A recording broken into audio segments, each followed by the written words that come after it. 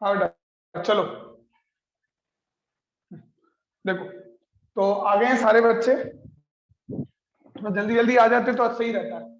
तो मुझे बताओ 17 को लिख लो, रेफर टू चैप्टर 2। चैप्टर 2 में पढ़ाएंगे पोटेंशियल एनर्जी, यहाँ नहीं पढ़ाते। फिर 18 भी ऐसा ही है। चैप्टर 18 भी सेम वही है।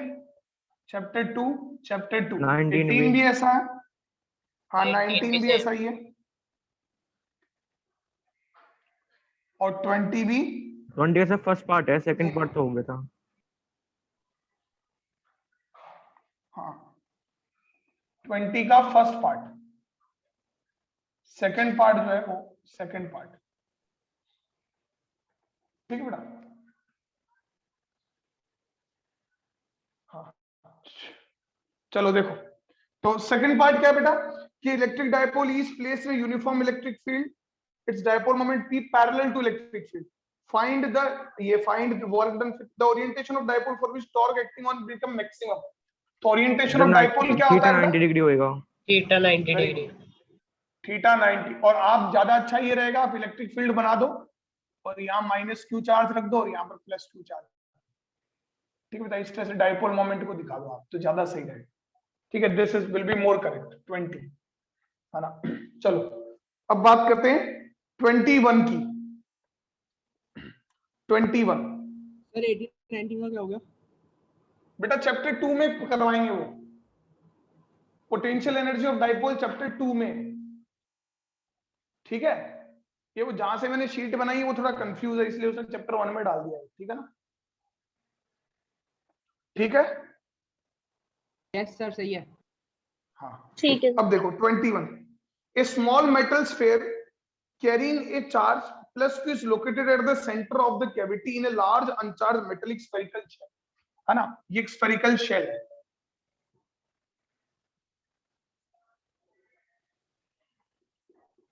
नाही भरोसा बंदे,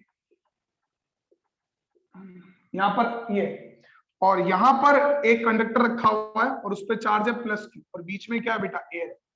ठीक है, this is right the charges on the inner and outer surface of the sphere, of the outer surfaces of the shell and write the expression for electric field at point P1। तो मुझे बताओ सारे बच्चे, जब मैं देखूंगा तो P1 point यहां से R दूरी पर है, ठीक है, R1 दूरी पर है। अच्छा, इनर सरफेस पे चार्ज क्या होगा? Minus Q. माइनस क्यू आएगा कि नहीं आएगा? यस है ना, बताया था मैंने कैविटी। सर तुम देख लो, मैंने कोई भी टॉपिक जो है ना बेफालतू नहीं पढ़ा है, मैं तुम्हें सही बता रहा हूँ। तुम देख लो, मैंने कैविटी पढ़ाई नहीं तुमको, हालांकि मैंने बहुत अच्छी कैविटीज की क्वेश्चन करवाए, उतने अच्छे ना आते हो, बट प्रॉब्लम आती है सीबीएसई में। तो ये प्लस क्यू चार्ज है, तो इंडक्शन से इसकी अंदर वाली सरफेस पे माइनस क्यू चार्ज हो जाएगा और आउटर वाली सरफेस पे प्लस क्यू। सर जो अंदर ये प्लस है वो एक कंडक्टर के अंदर है ना, तो उसके सरफेस पे भी तो नेगेटिव चार्ज आएगा। किसकी सरफेस पे? अरे तो, यार कंडक्टर में घुसपन मारो, मैं मर जाऊंगा यार तेरे आगे। ये वाला जो छोटा वाला कंडक्टर है वो अनचार्ज मेटल कंडक्टर ये सॉलिड। हाँ ठीक है, कंडक्टर है ये, कंडक्टर सॉलिड है, तो इसके सारा का सारा चार्ज कहाँ रहेगा? ना वो कंडक्टर के सेंटर पे है जो प्लस क्यू है वो। अरे मेरे काका पढ़ ले ढंग से, कंडक्टर के सेंटर पे देगा तो भी कंडक्टर की सरफेस पे रहेगा ना।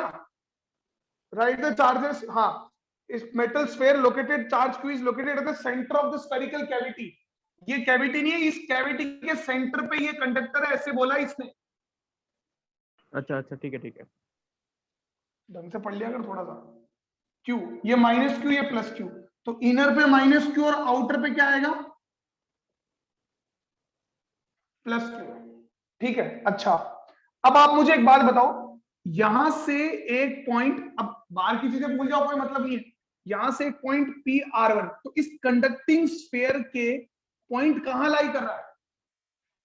आउटसाइड कर रहा है। आउटसाइड कर रहा है, तो जब भी इस कंडक्टिंग स्फीयर के पॉइंट आउटसाइड लाई करता, तो ये सारा का सारा चार्ज कहां पर मान लेते हैं? सेंटर पे। सेंटर पे। तो इसके कारण यहां इलेक्ट्रिक फील्ड क्या होगी?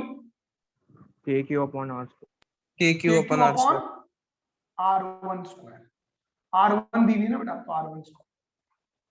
बात आई समझ में?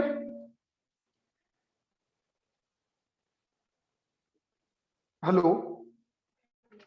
Yes sir, yes sir.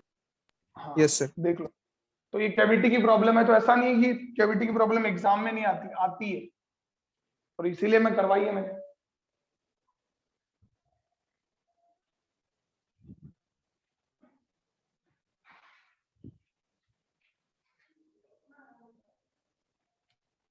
लिख लिया बेटा?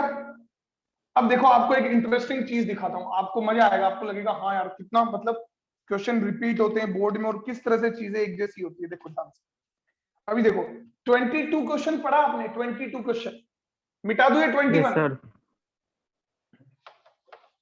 22 क्वेश्चन पढ़ा आपने, 22 क्वेश्चन क्या बोल रहा है देखो। सर उसमें बस पॉजिटिव चार्ज आ गया, नेगेटिव की तरह देखो। हाँ 22 क्वेश्चन और इस शीट का पहला क्वेश्चन दोनों सेम है। Yes sir. देखो 21 क्वेश्चन जो है वो 2019 में आया हुआ है, और 22 क्वेश्चन जो वो किस में आया हुआ है, 2014 में आया हुआ है। तो ये इंडक्शन से यहां कैसा ले आएगा माइनस, और ये इंडक्शन से यहां कैसा ले आएगा प्लस। अरे कुछ बोलते क्यों नहीं हो, समझ में नहीं आ रहा क्या? हाँ यस सर। ऐसी बन जाएंगे इलेक्ट्रिक फील्ड। सेम क्वेश्चन है, कोई प्रॉब्लम नहीं, ठीक है। इधर से 5 डालिए तो 5 बाहर निकालो, समझो, दिस इज द थिंग। बस बड़ा आसान है 22, ठीक है। अब बात करते हैं 23 का।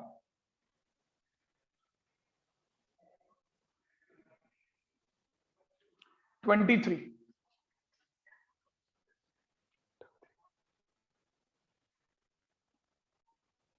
थ्री देखते हैं बेटा। 23 मिटा दो 22। Yes sir. Yes sir. बेटा जो सुकून तुमको मिलेगा ना सारी एनसीईआरटी सॉल्व करके और सारे बोर्ड के क्वेश्चन सॉल्व करके, जो एक कंप्लीटनेस फील होगी ना कि मेरा चैप्टर तैयार हो गया, वो पूरा आईपीएल सीजन देख के भी फील नहीं होगी। सही बता रहा हूं मैं, है ना? वो तुम्हारी फेवरेट टीम जीत, नहीं नहीं देखता तो कुछ और देखता होगा, पोकेमॉन डोरेमोन कुछ तो देखता होगा। अरे ये भी नहीं देखती। कुछ और तो फिर कैसी चीजें देखता है, तो क्या देखता है फिर? Body building. सर समझ लो। अच्छा अच्छा, gym channel. WWE sir WWE देखता ही है। नंबर पे ही अच्छा देखो। हाँ WWE। चलो हाँ, तो सुकून, मेरा मतलब ये है कि इससे पूरा ऐसे लगेगा कि मेरा चैप्टर हो गया। तुम बाकी बच्चों से कितने आगे हो? बाकी बच्चे ये सब चीजें कंप्लीट करते, जब लास्ट में कोई एग्जाम आता है कंप्लीट करते नहीं करते पता नहीं रहता। बोर्ड ईयर तुमने 10वीं में खुद का ही सोच लो, 10वीं में तुमने किया था हर चैप्टर के साथ बोर्ड के question. 1 minute,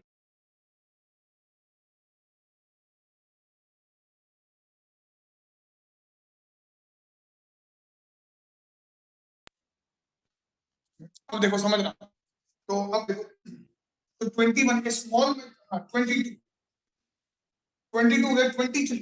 to concentric metallic sphere shells have radius r and 2r। इसका रेडियस r है और इसका रेडियस 2r, ठीक है।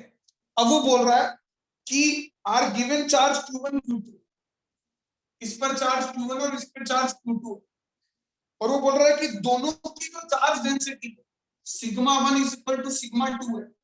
तो आपको बताना है कि what is the ratio of q1 is to q2। q1 is to q2 का क्या रेशियो होगा बताओ सारे बच्चे।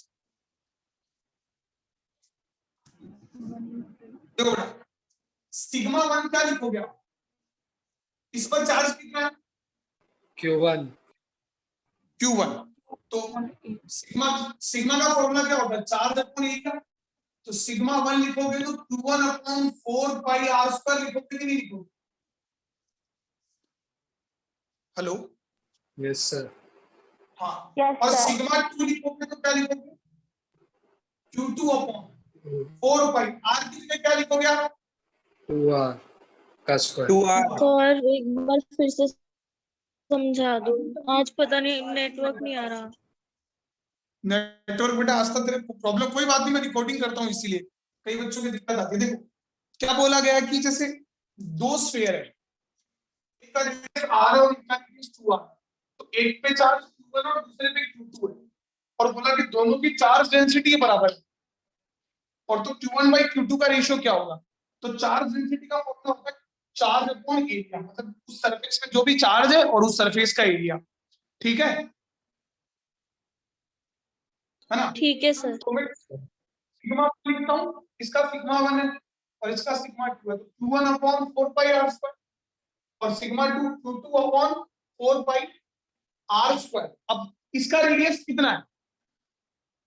2r 2r 2r तो यार 2r का स्क्वायर आ जाएगा। अब दोनों का रेशियो तो दोनों को बराबर पुट कर दो, सिग्मा 1 इक्वल टू सिग्मा 2, तो मतलब q1 into 4 pi r square must be equal to q2 upon 4 pi into 4r square, 4 pi r square सब गया, तो q1 बाई q2 का रेशियो क्या है? 1:4। बात समझ में आई? Yes, sir. Yes sir.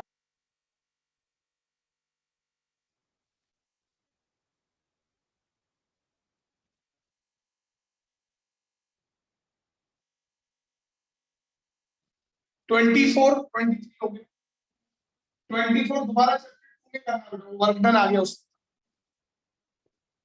वहां बताएंगे आपको वर्क डन। अच्छा 25 करके बताओ, 25 मैंने तुमको नोट्स में करवाया, याद करो। Straight line आ हाँ स्ट्रेट लाइन, लेकिन दो अलग अलग चार्जेस के लिए बताया था ना कैसा होता है। वो फिर बताया था, जिसका ज्यादा होगा वो ऊपर, हाँ। अरे ज्यादा नहीं है इसका, impulsive है। जिसका मैग्नीट्यूड ज्यादा होगा। अरे मैग्नीट्यूड का खेल ही नहीं इसमें, देख बेटा क्वेश्चन पढ़। Q1 Q2 positive. देखो ये f और 1 स्क्वायर 1 अपॉन r स्क्वायर का ग्राफ होता है स्ट्रेट लाइन, मैं बता चुका हूँ, कूलम्ब्स में मैंने बताया था। ठीक है बेटा, फिर वो बोल रहा है कि एक पेयर है 1 माइक्रोकूलम 2 माइक्रोकूलम, तो 1 माइक्रोकूलम और 2 माइक्रोकूलम में कैसा फोर्स है, अट्रैक्टिव की रिपल्सिव? रिपल्सिव। Repulsive. रिपल्सिव। हमेशा कैसा होता है? Hello, yes sir. Hello. Repulsive force हमेशा कैसा होता है? पॉजिटिव ऊपर। हाँ रिपल्सिव फोर्स है, रिपल्सिव फोर्स पॉजिटिव फोर्स, तो इसका ग्राफ जरा ऐसा है 1 माइक्रोकूलम और 2 माइक्रोकूलम। क्लियर हुआ? अच्छा फिर 1 माइक्रोकूलम और -3 माइक्रोकूलम में कैसा आएगा? Attractive force. अट्रैक्टिव नीचे आएगा सर, नीचे सीट का नीचे। तो 1 माइक्रोकूलम और -3 माइक्रो, यहाँ लिख देना रिपल्सिव फोर्स, और यहाँ लिख देना कौन सा force? Attractive. Attractive force. Clear हो गया? तो बहुत आसान है, कोई प्रॉब्लम वाली बात नहीं, इस नोट्स में करवाया आपको कॉन्सेप्ट, आपको कोई भी कोई इक्का दुक्का मिल जाए तो मिल जाए, अदरवाइज कोई भी कॉन्सेप्ट ऐसा नहीं मिलेगा जो मैंने नोट्स में नहीं करवाया।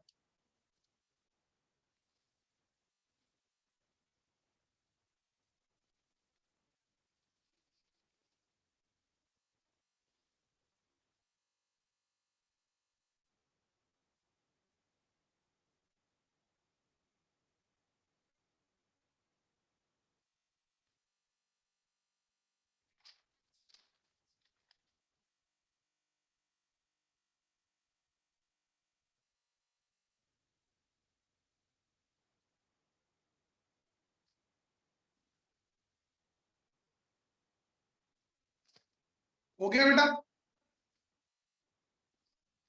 2 मिनट रुकना। तो ये -3 माइक्रोकूलम लिखा है ना? हाँ -3 क्वेश्चन में है।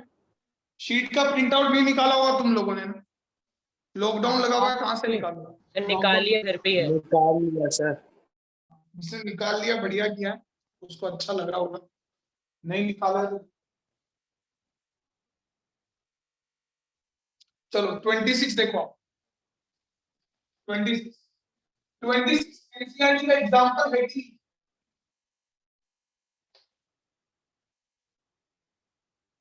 हेलो Yes, सर ये तो वही है ना, चार्ज इक्वली डिस्ट्रीब्यूट हो जाता है जिसमें दोनों के हाँ, कांटेक्ट कंडक्शन वाला। अब कंडक्शन तुम एक बात बताओ, देखो बेटा, आप लोगों ने अभी क्या किया, ये अपन ने इतने क्वेश्चन किए बोर्ड के, है ना, थोड़ा एनालाइज करो चीजों को, तो कि तुम्हारा, मैं चाहता हूं जब इंसान को ऐसे पता चल जाता है ना कि पढ़ना कैसे, तो फिर उसकी चीजें आसान हो जाती है। नहीं कहते गधे और घोड़े की मेहनत में फर्क होता है, तो घोड़े को और वही फर्क होता, पता रहता है कि कैसे पढ़ना है। अब आप देखो, शुरू से देखो, आप अपन ने लगभग 26-27 क्वेश्चन कर लिए, आगे भी अपन करेंगे। आपको न्यूमेरिकल और डेरिवेशन के अलावा कुछ मिल रहा है? न्यूमेरिकल भी सर वैसे तो मिला नहीं, छोटे मोटे ही मिले अभी। छोटे मोटे ही मिले, मैं कह रहा हूँ कोई जेई का एग्जाम थोड़ी हो रहा है जो छोटे मोटे मिले, ठीक है, और मिलेंगे वाले तो आते हैं पता बोर्ड में चलेगा। एक दो न्यूमेरिकल ऐसे मिलेंगे जिसमें हवा उड़ जाएगी, वही मिला तुमको। मतलब थ्योरी किस तरह की आती है, क्या डायरेक्शन है, क्या ग्राफ है, क्या एंगल है, एप्लीकेशन बेस्ड आती है, समझ रहे हो, है ना। डेरिवेशन क्या है, डिराइव कैसे करते हैं, एक्सप्रेशन क्या है, एक्सप्रेशन कैसे लिखते हैं। मेरी बात समझ रहे हो कि नहीं समझ रहे? Yes, sir. है ना। तो इस तरीके से मिलते, इस तरीके से नहीं कोई कोई आ जाएगा डिफाइन कूलम्ब्स लो, ऐसा कुछ नहीं है ना। तो ये चीजें आप समझो ताकि आपको ये पता रहे कि फोकस कहाँ रखना, फोकस रखना कॉन्सेप्ट्स पर। कॉन्सेप्ट पे जितना फोकस रहेगा ना, न्यूमेरिकल भी होगा और कोई थ्योरेटिकल क्वेश्चन भी पूछा होगा, लॉजिकली इंक्रीज डिक्रीज तो भी आ जाएगा। ठीक है बेटा, चलो 26। यस सर, हो जाएगा। Two identical spheres A and B charge 4q and minus, ये 4q है और ये -10q are kept at certain distance apart. हम लोग आर डिस्टेंस पर, a third identical uncharged pair C is first placed in contact with A and then with B. Find the charge on the sphere A and B, है ना। Charges on the sphere A and B, बहुत conduction है ना, तो पहले ये A और B, तो टेबल बनाओ A, B और C, टेबल बनाओ, बताया था ना। A पे चार्ज कितना 4, B पे कितना -2, C पे कितना 0। शुरू में यही अनचार्ज है। अब Yes, आपने sir. सबसे पहले किसको टच किया? ए और सी को। हाँ, तो A पे कितना हो जाएगा 2q, C पे 2q और B पे -10q रहेगा। फिर किसको टच किया? बी और सी को। तो A पे 2q रहेगा और दोनों पे -4 साथ कितना हो गया? A -8, ठीक है, -4q -4q। तो then separated, find out the charge. हाँ देखो, C is first placed in contact with A and then with B. Then spheres A and B are brought in contact. फिर किसको टच किया? -1 तो देखो ये 2q, तो -q और -4, ठीक है। अब वो बोल रहा है कि find charge on sphere A and B. देखो charge on A and B is कितना बेटा? -q। अब बताओ ये टेबल मेथड से आसान हुआ कि नहीं हुआ? Yes sir. हाँ सर। अब तुम मुझे एक बात बताओ, मैंने तुमको इतने क्वेश्चन कराए, क्या तुम्हें लग रहा है कि मैंने कोई क्वेश्चन फालतू करवाया या फिर ऐसा है कि जो बोर्ड में नहीं आएगा? नहीं कोई सर। भी एक सारे कॉन्सेप्ट मैंने वही कराए जो बोर्ड में आते हैं, क्योंकि मेरे को 7-8 साल हो गए ये बोर्ड के क्वेश्चन सॉल्व करवाते हुए, तो मेरे को पता रहता है कि स्कूल में कहते हैं। बस आप लोगों से मेरे को ये चाहिए कि आप लोग घर पे प्रैक्टिस करो, है ना, इन क्वेश्चंस को घर पे ट्राई करो खुद से, तब जाके मजा आए। कल ये पूरी हो जाएगी शायद शीट 1 शीट 2, है ना। सर असर्शन एंड रीजन आते हैं क्या? एसरेशन रीजन अभी देखो, पैटर्न हर साल चेंज होता है, तो पता नहीं होगा क्या पैटर्न आएगा क्या नहीं आएगा, सैंपल पेपर आएगा तब पता चलेगा, है ना। जैसे इस बार वैल्यू बेस्ड क्वेश्चन ऐड कर दिया, क्या ऐड कर दिया, कोई भरोसा नहीं। सर ये डिलीटेड भी हुआ होगा, मतलब सिलेबस अगर ये जस्ट चलता रहा तो? वो तो आगे की बात है, अभी उसके बारे में मत सोचो। पढ़ा रहे हो ना पूरा चैप्टर अभी? चैप्टर 1 और चैप्टर 2 में वैसे भी कुछ डिलीट नहीं हुआ था। चैप्टर 1 में last year application of Gauss law delete हुआ था, बाकी कुछ डिलीट नहीं हुआ था। 2 में तो कुछ भी नहीं हुआ, 3 में भी कुछ भी नहीं हुआ, तो वही चैप्टर में पढ़ा हूँ, आप उसकी टेंशन मत लो, डिलीट वाला पढ़ लो बेटा आराम से। सर आप पूरा चैप्टर ही पढ़ते हैं। हाँ बेटा, चैप्टर 2 कब चालू करेंगे वैसे? नॉर्मल क्वेश्चन पूछ रहा था कोई। नॉर्मल, हाँ मैं समझ गया। कल ये शीट हो जाती है, आप लोग जितना जल्दी शीट कर लेते हो मैं कर दूंगा, है ना सर हाँ। एक बार 23 बता दो, समझ में नहीं आ रहा था। 23 कौन सा? अभी मेरी दूसरी क्लास की टाइम होगी, कल बता दूंगा, ठीक है? ठीक है, ठीक है। है ना। हाँ